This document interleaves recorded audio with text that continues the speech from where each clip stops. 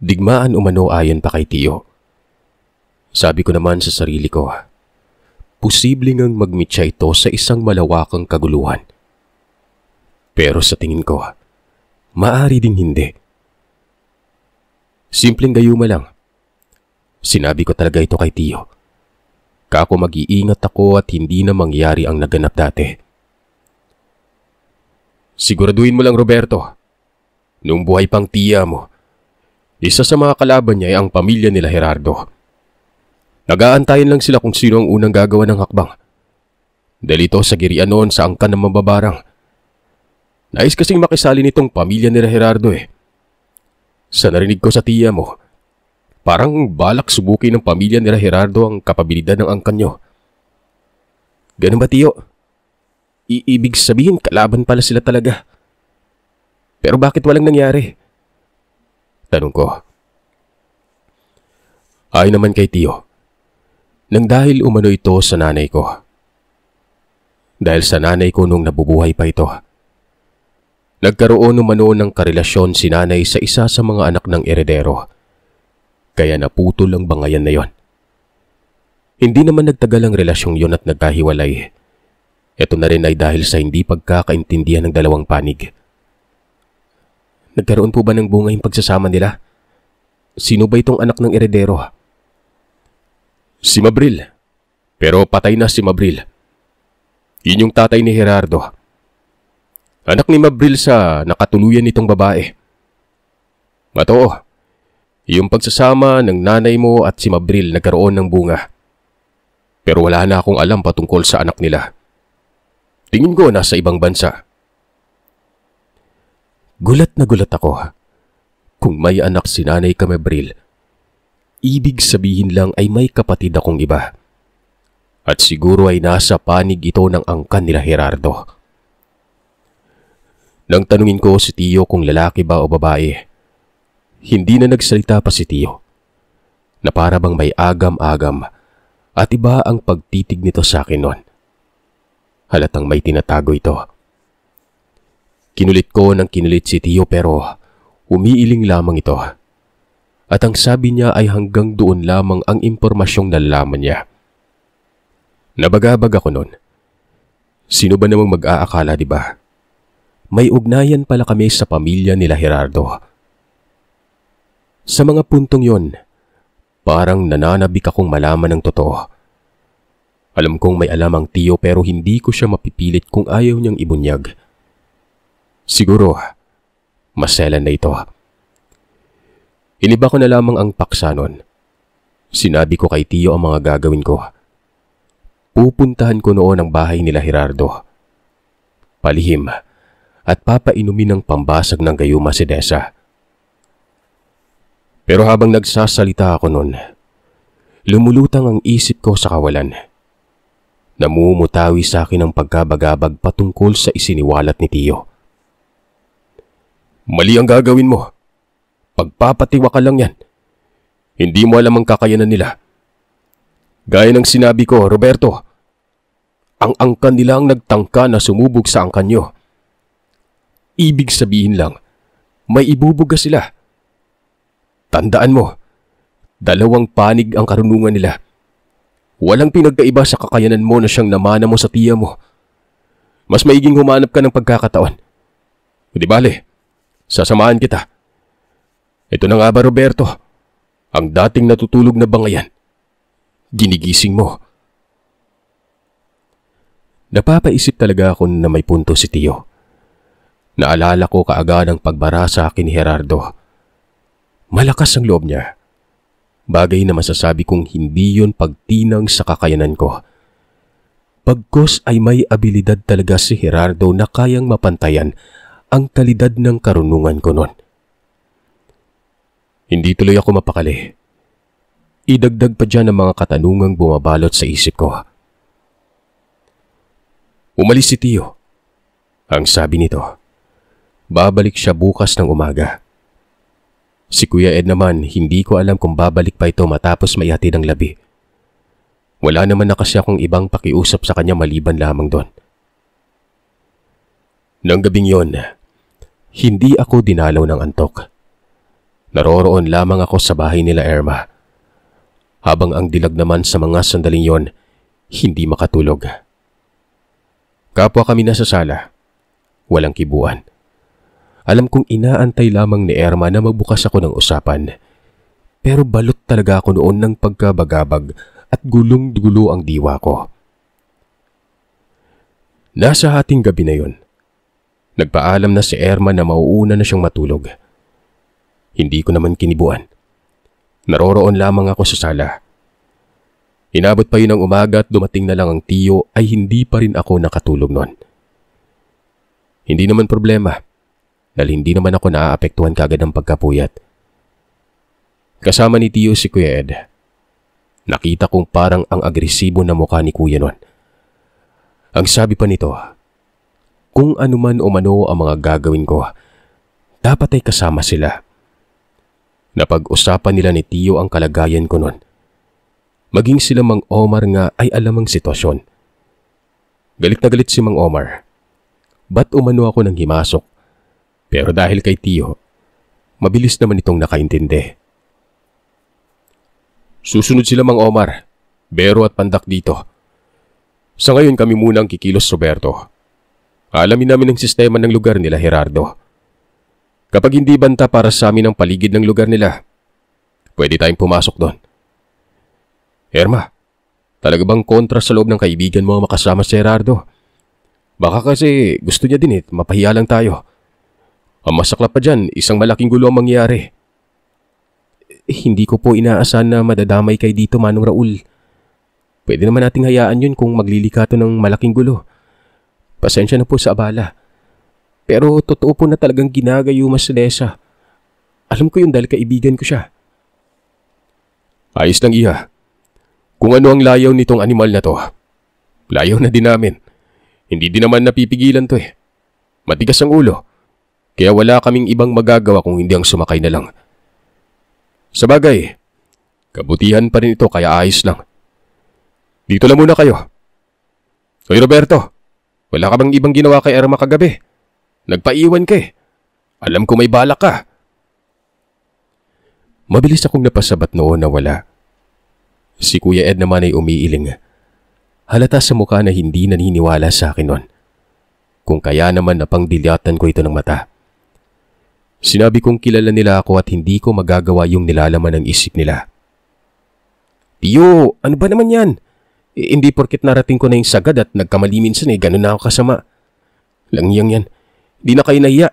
Sa harap pa talaga ni Irma sinabi. Hindi sumabat ang tiyo. Tumititig ito sa akin at titig din kay Irma noon. Matapos makaalis sila tiyo at Kuya Ed, biglang napatanong itong si Irma. Akala ko kung ano na ang itatanong. Akala ko ay patungkol na ito sa mga sinabi ni tiyo. Pero iba naman pala. Pero medyo napapaisip ako sa mga tanong na yon. May napansin umano siya kay Kuya Ed. Kagabi pa niya dapat tinanong ito sa akin kaso nga lang, wala daw siyang pagkakataon. Paano daw dinala ni Kuya Ed ang labi na pagkalaki-laki at pagkalapad ng katawan? Bukod pa dyan, may kakaibang kinikilos umano ito na parang sobrang agresibo tapos ang lakas umano ng pang-amoy. Nakita niya kasi itong sumisinghot-singhot na parang aso sa likod ng bahay tapos bigla na lang mawawala. Dagdag pa ni Irma sa akin. Nung nakatambay umano sa amin si Kuya Ed, natakot siya. Bigla umanong umitim ang mga mata nito. Nakangisi pa yun sa kanya. Ito yung kasagsagang tinutukso ako ni Kuya Ed kay Irma. Yung mga tanong na yon ay naiisip kong wala akong lusot. Matalino si Irma. Mapag-usisa siya sa mga bagay-bagay. Ayaw ko mang sabihin sa kanya ang katotohanan pero pinili kong isiniwalat. Alam kong mahirap mag-isip na malalim. Mahirap magkaroon ng sandamakmak na katanungan na wala namang sagot. Irma, mga aswang yung kasama ko sa amin. Pero mababait pa sa mga tao yung mga yan. Bagay na dapat mong naintindihan para hindi ka matakot. Ako lang yung tao sa amin. Inasahan ko na noon ang reaksyon ni Irma ng pagkagulat. Napatakip pa nga ito ng bibig at kitas sa mga mukha nga hindi makapaniwala. Sinabi ko namang totoo ang mga isiniwalat ko. Dagdag ko pa, sila ang pumuprotekta at umaalalay sa akin lagi. Sila din ang gumagawa ng paraan bago pa ako magsimula ng isang hakbang nun. Gaya na lamang ng pagsusi sa lugar nila Gerardo nun. Hindi ko alam kung bakit may lakas ako ng loob na isiwalat kay Erma ang lahat. Siguro, may tiwala lamang ako sa kanya. O hindi naman kaya, dahil ito sa pagkahumaling ko.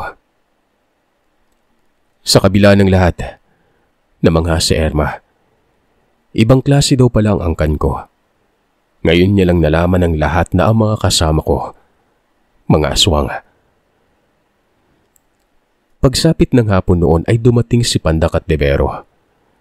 Ito yung magkapatid na tinatawag ko mga negrito. 3 sila, pero 2 lamang ang madalas nakikisama sa amin noon. Kasi yung isa, hindi talaga sumasama at ang ginagawa nito ay ang masusing pagbabantay ng baluarte namin. Guardia kumbaga. Nagtanong naman ako kung nasaan si Mang Omar. Gawa ng nabanggit ni Tio na darating din yon. Ayon naman kay Pandak, sa gabi daw darating si Mang Omar. May pinagkakaabalahan pa kasi ito. Para bang digmaan nga ang mangyayari. Nailalarawan ko ulit ang sitwasyong yon sa mga naganap dati nang magpang-abot kami sa isang lugar para sa paghahanda ng pag-atake. Isipin nyo, gayuma lamang ang kinakaharap namin pero parang isang dilubyo magaganap. Si Erma, nakikita kong naiilang kila Bebero at Pandak na para bang takot ito. Hindi ko naman pinuna. Hanggang sa pagsapit ng gabi noon, dumating si Tio at Kuya Ed. Ang bitbit nitong impormasyon ay wala umanong peligro sa paligid ng lugar nila Gerardo. Kaya naman nagmungkahi si Tio na pwede ko umanong pasukin yon. Pubuntot naman sila umano sa akin. Ako na daw ang bahala sa kung anong gagawin ko at susuporta na lamang sila kapag naipit ako noon. Ang sabi ko naman yung ding mga oras na yon, kikilos na kami para matapos na ito kaagad. Naiisip ko na mga gagawin ko. Kukumprontahin ko si Gerardo at kapag hindi nadala sa pakiusap, doon ko na siguro mangyayari ang tinatawag nating kumbate sa personal. Sasama ako, Roberto. Ako magpapainom ng pangontra kay Desa. Sa tingin ko makakatulong ako. Sambit ni Erma. Tumango lamang ako noon. Sabi ko, kung yun ang gusto niya ay walang problema. Pero dapat ay hindi ito sasabay sa akin. Doon ito kila Tio sasama. Saka na lang kikilos si Erma sakaling mabigyan na ng pagkakataon. Tinitigan ako ni Tio noon. Nakuha ko kaagad ang ibig nitong sabihin. Kaya naman sinabi ko sa kanya na alam ni Erma ang pagkatao nila. Sabi ko pa, huwag mag-alala dahil mapagkakatiwalaan naman si Erma. Langhiya, si Kuya Raul nga, kamuntikan akong masakal dahil ayaw niyang malantad eh. Pero, ganun mo lang kadali sabihin sa hindi mo kadugo. Kuya Raul, disiplinahin mo naman yung Roberto na yan. Palibasa may gusto yan kay Erma eh. Roberto, siguraduhin mo lang ha.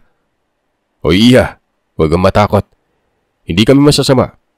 Walang ibang masama sa amin kung hindi ang pamangkin ko. Diablo yan eh. O ano ba Ed? Panay ka kalabit yan eh. Anong gusto mong gawin ko? Kaltukan si Roberto. Pag-umpugin ko kayong dalawa eh. Ikaw ang sasama sa kanya ha. Puro na lang kayong kalokohan. Umalis kami kaagad matapos nun. Dumating din naman kasi si Mang Omar kaya wala nang dapat patagalin. Iba itong si Mang Omar. Ayaw na ayaw nito yung nag-aaksaya ng oras. Ultimo ang tiyo ko. Takot sa kanya. Gaya ng dati, dala ko pa rin ang sisidlan ko na ang laman nito ay mga kagamitan. Naroroon na rin ang 3 baon na siyang pangunahing gamit ko sa mga laban. Malapit lang naman ang lugar nila Gerardo. Nasa hilaga ito ng bukid nun. Mga 1 oras lamang ata ang layo. Pero takbuhan yan. Takbuhan ng mga gabunan. Napapailing na lamang ako nang nagmungkahi si Kuya Ed na mauna na kami. Gawa ng hindi ko alam kung anong magiging reaksyon ni Irma sa oras na mag-anyong aswang na sina Tio. Nakakatiyak ako noon na kay Mang Omar sasakay si Irma. Nauna nga kami noon at nang makarating kami ni Kuya Ed, pinili ko ng abisuan siyang antayin ng mga kasama. Mauna na ako sa pagpasok sa lugar. Sigurado ka ba dyan, Roberto? Hindi ba natin sabay na aantayin sila? Ikaw, Roberto, ha? Umiiral na naman yung kapusukan mo. Di ba yun naman yung napag-usapan kanina, kuya? Loko ka. Matik na yung mag-antay sa kanila. Kikilos ka na doon ng hindi man lang napaghandaan namin. Mag-antay ka. Hindi na lang ako nagsalita noon. Dahil kapag kumibo ako, kakaltukan ako nito. Yun kasing nangyari kagabi. Ikakamatay niya rin yun kapag hindi nakatakas. Alam ni kuya yun. Nakikita ko nga na parang papatay na ko nito pero syempre, bilang eredero, nagdadalawang isip ito. Ako pa rin kasi ang pinakasentro ng namamahala sa kanila. Pero nagbibigay lamang talaga ako ng respeto. Kung ano yung nakagisnan dati ay walang pinagbago doon. Hindi ko minsan ipinagmayabang ang yaman ko. Ayoko maramdaman nilang pakailang sa akin. Masaya kasi ako sa nakagawian, tsaka parte na sila ng buhay ko noon. Maliban pa dyan, kung gaano ko kamahal ang sarili ko, ay kadun ko ding sila kamahal, kahit na puno ng kapilyuan ng mga yon. Inantay nga namin sila. Sa mga puntong yon, sobrang tahimik ng lugar. Nakikita ko sa unahan ng kalsada na bato-bato. Bale, nasa liblib kami nun, sa tawid ng kalsada. May malaking tarangkahan. Kumbaga gate. Gawa lamang ito sa kahoy na may mga yero. Pero mula doon ay may papasok pa at nakikita ko ang malaking bahay na napapalibutan ng magagandang tanim. May mga ilaw kasi mula sa mga poste. Napakalawak ng plantasyon nila. Maging yung kinaroroonan namin ay sakop na ata yun kasi nga may mga saging at pinya. Mga kalahating oras, dumating sila Tio. Ay naman kay Kuya Ed. Ba't ang tagal nila? Doon ay napahubuhakak ng tawa si Kuya Ed. Paano ba naman kasi? Hininaan nilang pagtakbo dahil baka mapano umano si Irma. Lalo na nang napansin nilang nagsususuka na ito. Maging ako noon, hindi ko maiwasang matawa. Matapang tingnan si Irma, Sir Seth, pero walang iba ito sa nangyari sa akin dati. Sabi ko na nga ba, may hindi magandang mangyari sa kanya. Nakita ko pa yung mukha niya na tuyong-tuyo noon, tapos buwagag ang buhok nito. Hindi ko naman pala alam na ganun yung mangyari. Dinampot lang ako ni, yung malaking mama. Tapos hindi ko na alam na mga sumunod na nangyari. Parang nananaginip lang ako tapos nakarating na dito kaagad. Pasensya ka na, Iya. Ganun talaga kami kabilis. Mahina pa nga yung kanina eh.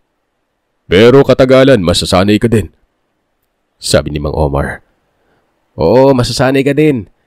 Doon ka din naman sa amin titira balang araw eh. Pansin ko may gusto ka din dito kay Roberto. Sabi ni Kuya Ed noon. Mabilis akong naglakad noon paalis. Iwas pangungutya. Alam ko namang kakarga na naman ito ni Tio. Walang iya talaga Kuya Ed to. Lupit ng bira. Napayuko tuloy sa Irma. Wika ko sa sarili ko noon.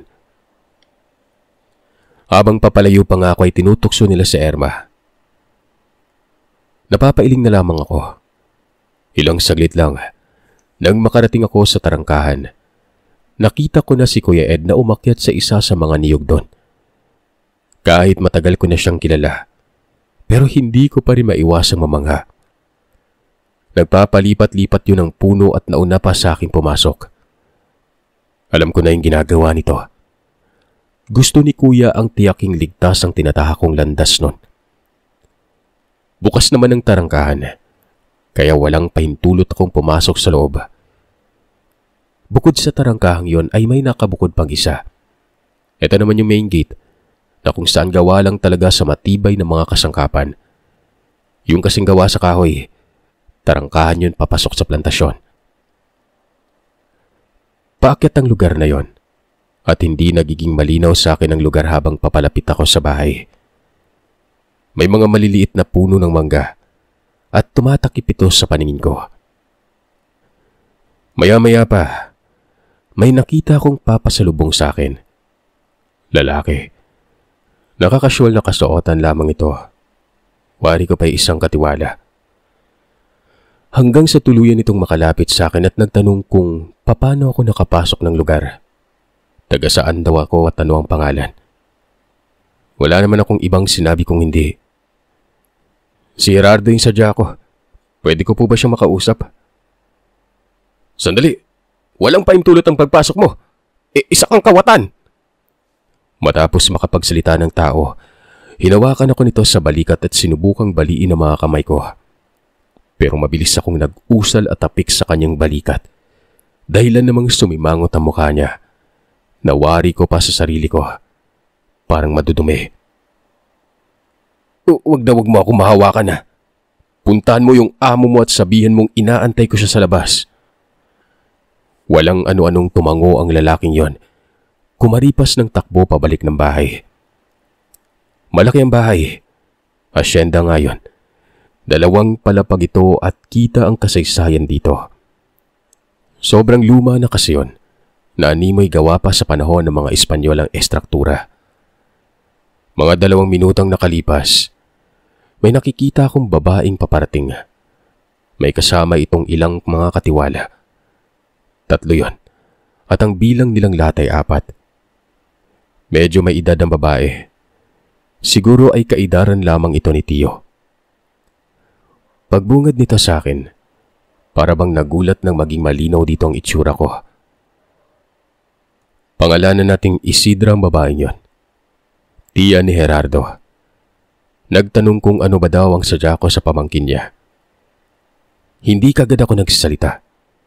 Pinapakiramdaman ko ang babaeng ito gawa ng ramdam ko sa kanya na may mabigat na presensya. Nakatitig pa yun sa akin na para bang gusto akong saktan. Sabi ko, may importante akong sadya at dapat kami lang ni Gerardo mag-usap nun. Lapastangan ka. Ang lakas ng loob mo magsalita ng ganyan. Nakakalimutan mo atang nasa loob ka ng asyenda. May karapatan ang mga nakatira dito para alamin ang sadya ng sino mang mapapadakong bisita. Lalo na't mapanghasang pagpasok mo. Mabuti at hindi ka sinaktan ng mga katiwala. Kahit sabihin mo pang saktan ako at protekta ng poder niyo dito, hindi naman talaga ako masasaktan ng mga yan. Hindi ko na kailangan pang ulitin ng mga sinabi ko. Mag-aantay ako dito hanggang sa ilabas niyo si Gerardo. Ito ba'y dahil sa mga kasama mo? Sa mga gabunan? Pasensya na sa pagpapanggap. Pero alam mo bang matagal na kitang kilala? Mula pa pagkabata mo ay nakasubaybay ako.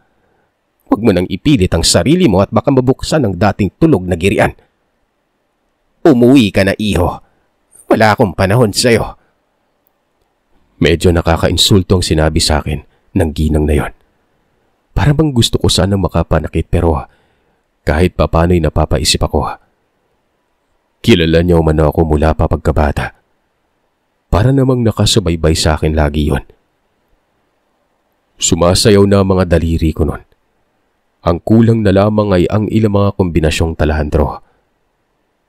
Ilang saglit pa, inilabas ko ang 3 bao at isinuot ko yon. Yung kampanting mukha ng ginang, bigla na lang naging aligaga na para bang natakot. Ang sabi ko, hindi ko na uulitin pa ang napakawalan kong salaysay. Wala akong sinasandalang gabunan. Kung anong nakita mo, yun lang yung bitbit ko. Ngayon, pwede bang makita at makausap si Gerardo? Matapos kong makapagsalita, narinig ko pa noon ang paglagotok ng isang puno kung saan naroroon si Kuya Ed. Tingin ko ay nainis yun, pero hindi ko na lamang pinansin pa. Habang si Isidra naman, nagudyat ng pagtango sabay sabing tawagin si Gerardo. Yung 3 katiwala doon, sabay na umalis. Pinaalis din ito ni Isidra. Ilang saglit pa ay dumating na si Gerardo pero may kasama itong isang lalaki na Nasa husto na rin ang edad nun. Nakatingin sa akin na para bang nagtataka. Tumatawa naman si Gerardo habang paparating ito. Malakas daw talaga ang loob ko. Dagdag nito ay alam niya na ang sadya at tinawag niya yung kasama na tiyo. Kapatid ito ni Isidra. Mga ilang dipa ang layo nila sa akin. Medyo nasisilaw lamang ako gawa ng sumasalungat ang liwanag mula sa kinaroroonan ng bahay, na kung saan naman natapat dito si Isidra, Gerardo at yung isa pang lalaki. Pangalanan natin itong Anton. Sa hindi malamang dahilan, may naramdaman akong kakaiba sa paligid nun. Para bang presensya ng isang aswang. Kakaiba ang presensya nila tiyo, maging yung iba pang mga kasamaan ko. Basta yung nararamdaman ko na mga sandaling yon, pakiwari ko ay may ibang aswang doon maliban sa mga kasama ko. At hindi lamang nag-iisa yon, Sir Seth. Marami sila. Dito ko na naiisip kung bakit tinuturing ng tiyo na delikadong kalaban itong angkan nila Gerardo. Gawa ng katulad ko, may mga aswang din palang kasama ang mga yon. Bagay na masasabi ko lang na may mga alaga para proteksyonan ang kanilang angkan. Alam kong alam ni Gerardo na nararamdaman ko na ang presensya ng mga yon. Pero sa kabila ng lahat ng ito, hindi ako nagpapatinag. Ako ang nagbukas ng usapan. Sinabi ko kaagad ang pakay ko. Alam mo na Gerardo, di ba? Nasabi ko na to sa'yo. Palayain mo yung babae. Yan lang. Tapos na tayo. Anak ka nang. Ano bang paki mo, Roberto? Ano bang koneksyon mo? Bakit ka ba nakikialam? May kasalanan ba ako sa'yo? May kasalanan ba kami sa inyo? Tingin ko wala naman. Kung meron man, hanggang girian lang pero hindi nagkakaroon ng pagsiklab. Para bang itinuturing mo kaming walang kabuluhan? Yan ba?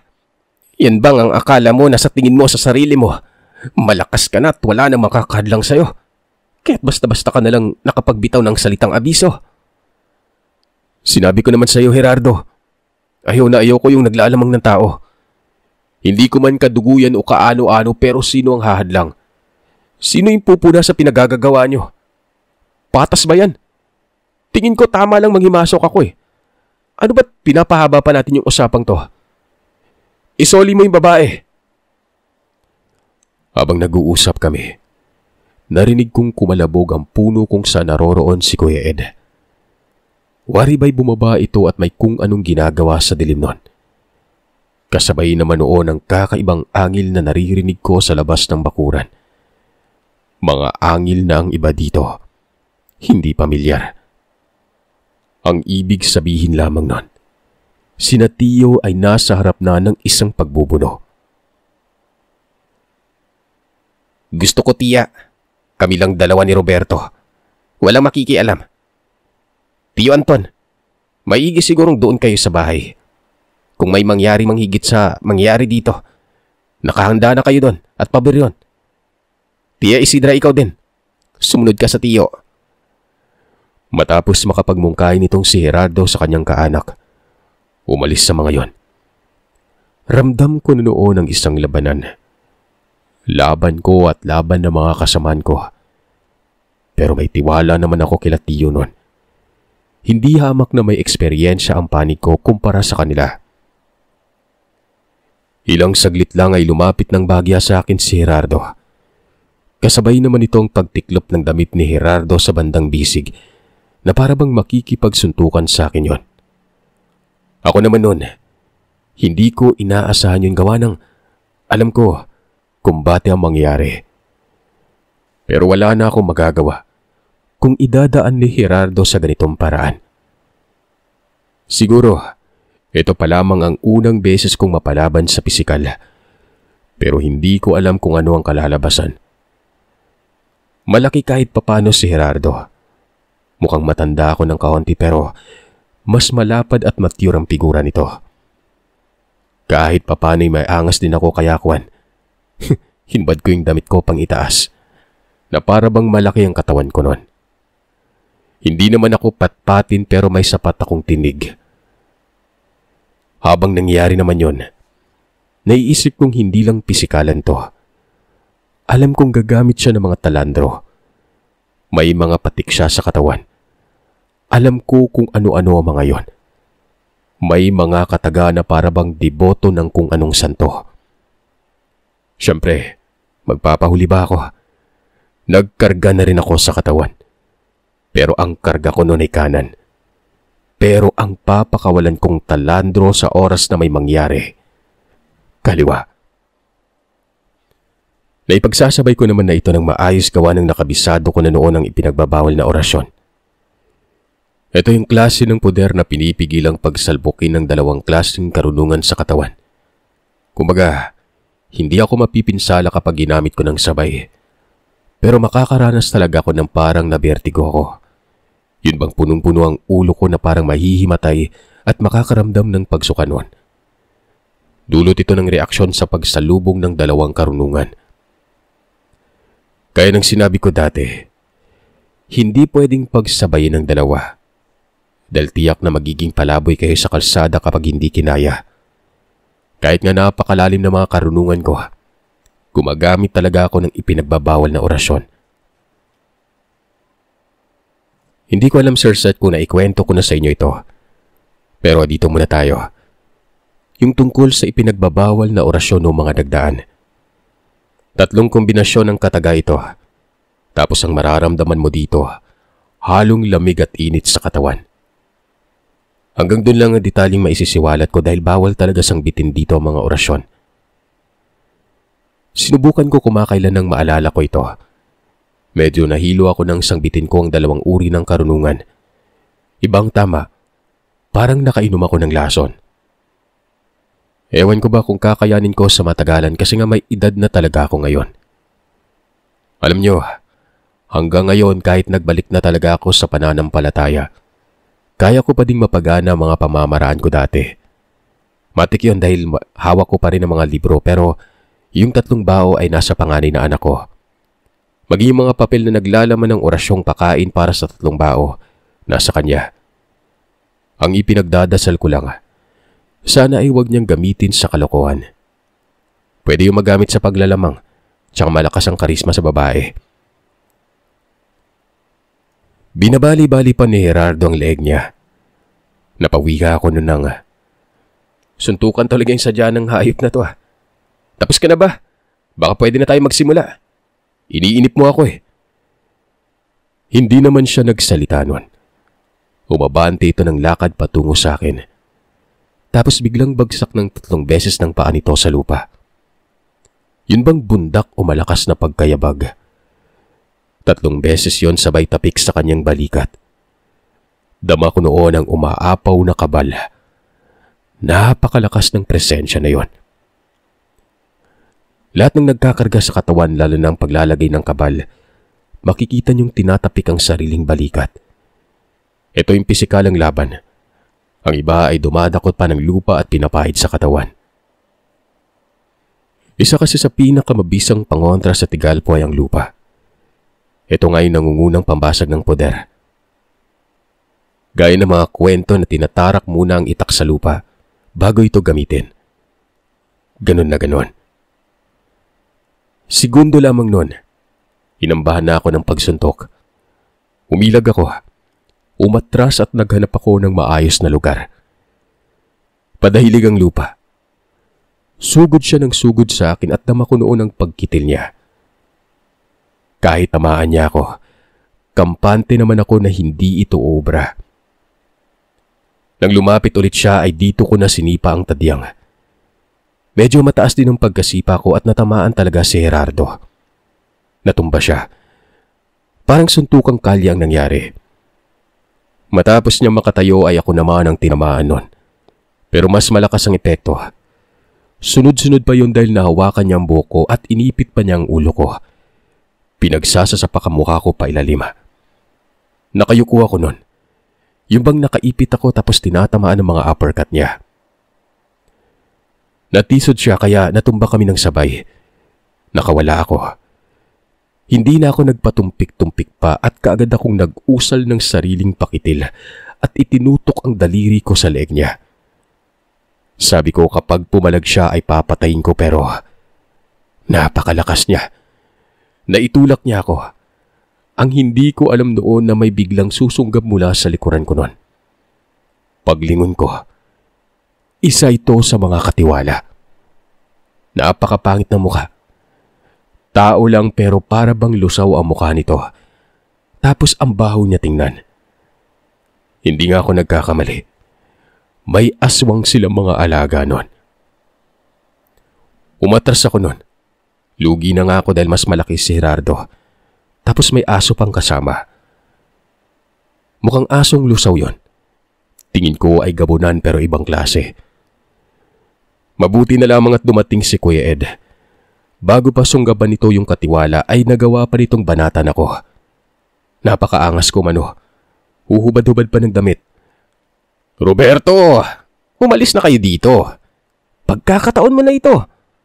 Pero kapag nanglaban ka pa, papatayin na kita. Mahiya ka ba namang nagawa pang magsalita ni Gerardo ng ganon? Parang hindi niya nakita ang pag-atake ng Kuya Ed sa katiwala na para lang itong daga na tinaboy ng pusa. Hindi na ako nagsalita nun. Hanggang sa pinili kong umabante at muling nag-usal. Barang na ang inuusal ko. Pinalipad ko lang ang talandro. Matapos kong makapagbitaw nun, sinabi ko kay Gerardo na ilang oras mula sa mga puntong yon ay mamamaga ang kanyang katawan. Pero pinagtawanan niya ako. Nakikita ko ang tawa na para bang nang aasar pa. Ano? Pakiulit. Mamamaga. Minamaliit mo talaga ako, Roberto. Alam kong nakakaya niya maging kampante dahil siguro may tiwala siya sa kakayanan niya.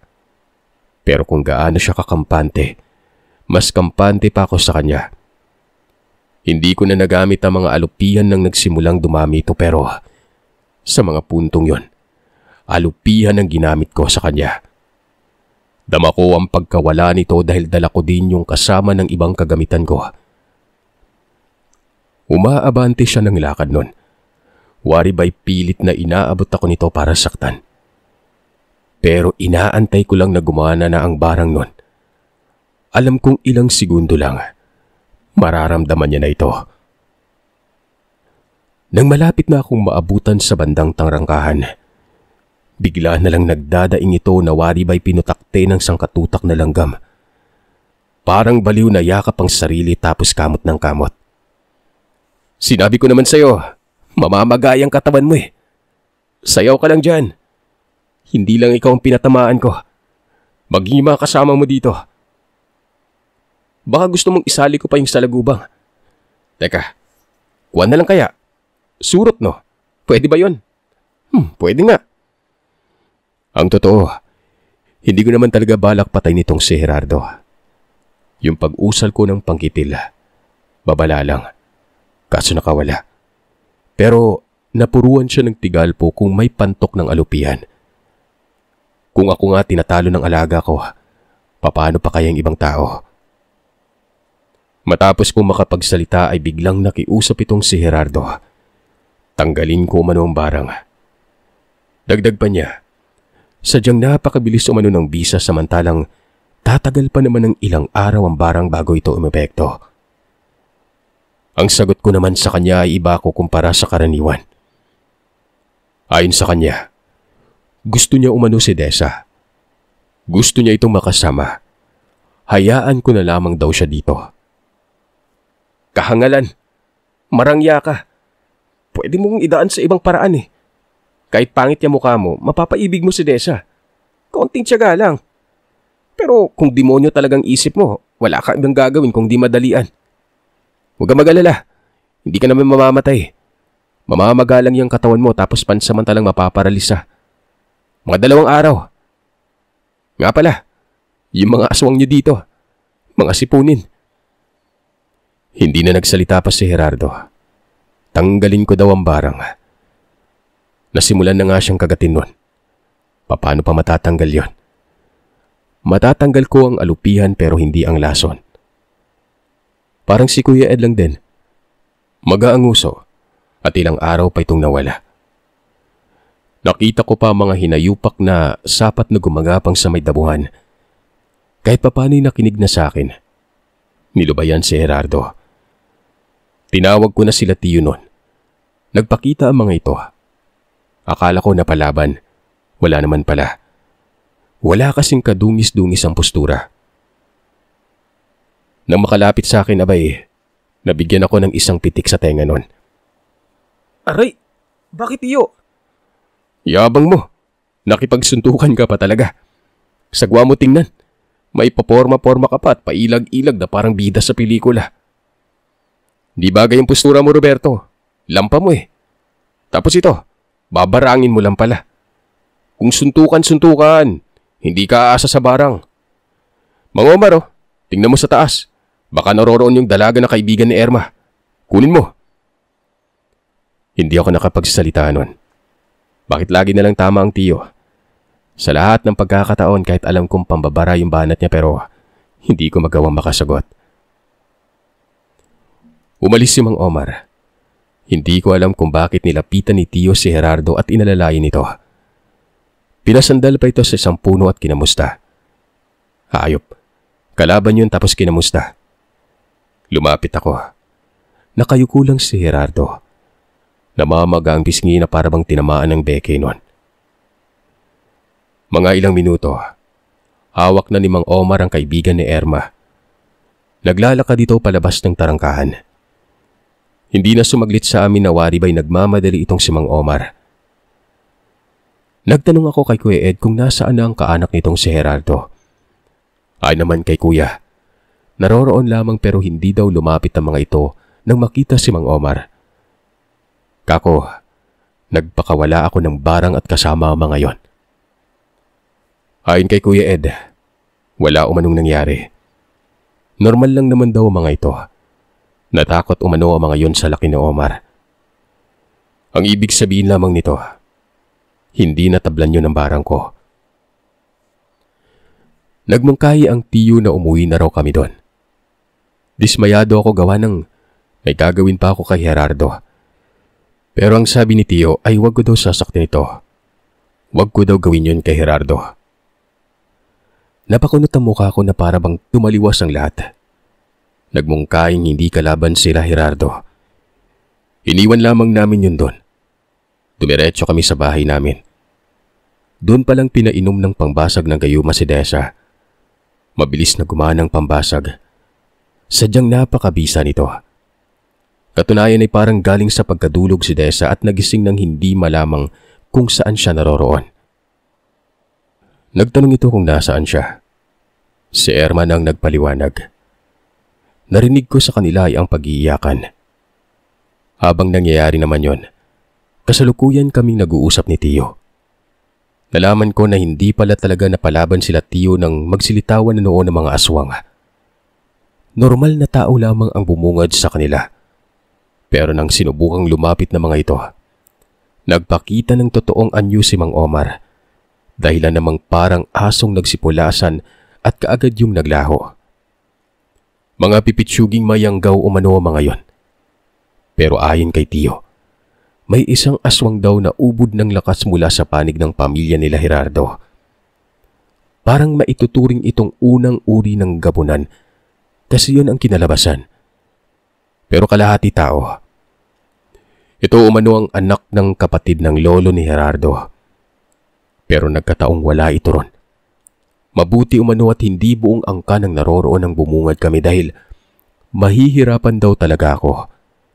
Lalo na kapag naroroon ang asyendero. Hindi maglalakas loob si Tiyong magsabi sa akin na pasukin ng lugar kung naroroon pa daw yon. Tiyak ay may kalalagyan daw ako at silang mga gabunan. Nagtanong naman ako kung sino ito. Ayon kay Tiyo, yun umano ang kababata ng lolo ko. Ito ay walang iba kung hindi si Limanuel. Ang lolo ko at si Limanuel ang magkakasabay noong nag-aral ng karunungan. Sa kanila din nanggagaling ang mga malalalim na kaalaman na siyang namana naman sa mga anak at apo. Matatawag na silang kabaro.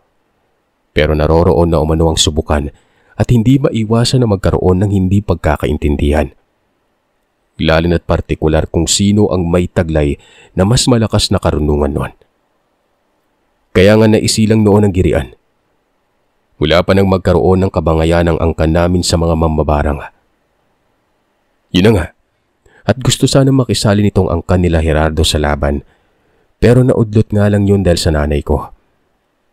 Pero habang nagsasalaysay ang tiyo nun, may mga punto na hindi ko maintindihan. Yun bang hindi niya ipinapaniwalag sa akin na husto? Lalo na yung mabalikan ko ang patungkol sa naging anak ni nanay at si Mabril. Natatahimik si tiyo. Ang sabi niya sa akin kamakailan, hanggang doon lamang umano ang detalyeng nalalaman niya. Pero naipaliwanag niya ang detalye ng pamilya nila Gerardo ng higit pa doon. Ang ibig sabihin, may alam talaga si tiyo sa anak ni Mabril kay nanay. Kung alam niya nga ang patungkol sa lolo ko at lolo ni Gerardo, hindi malayong alam niya ang lahat. Tiyo, magkalinawan nga tayo. Ano ba talaga? Kalalim ng nalaman mo tapos kapag patungkol na sa kapatid ko, wala na. Alam niyo ba yung ginawa ng tiyo? Tumayo ito at nagtungo sa silid niya. Sinabihan akong matulog na, pero wag ko daw itatabi si Erma. Wala umanong tiwala sa akin ng tiyo. Kapag naroroon sa bahay si Erma, bukas daw o sa susunod na mga araw, posibleng gumante sila Gerardo. Kaya ihanda ko na umano ang sarili ko. Kinabukasan, umaga pa lang ay nagrereklamo na si Bebero. May napabisita daw na lalaki. At ang lalaking ito, hindi niya kilala. Pero ramdam umano ni Bebero noon na isa itong malakas na aswang.